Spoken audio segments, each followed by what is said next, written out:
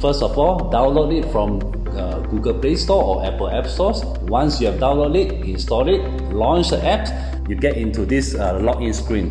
In order to register a new account, click on the register, put in your name, just for, let's see, Delwin, your mobile number for demonstration purpose, put in some numbers here, your email address, and your password must be at least 8 characters. And when it comes to the select company, if you intend to register a new company, leave it blank. If your company have already registered an account with us, you just need to select it from the list below.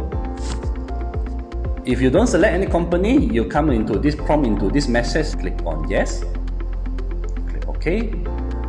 What happens is that you need to wait for your one-time password in order to get your own account being registered. Once you get your one-time password through SMS, you just key in it and click on submit. And then you move on to the step 2 as shown on the screens, whereby you have to key in your company names and then company emails, company registration number. This is especially important because we have the built-in payment gateway, meaning to say we will go through a verification on your company before we approve for your usage. And the last section, we will talk about, does your company supply machinery and provide maintenance service? If you do, just check on it in order for you to access another additional features. Else, just submit.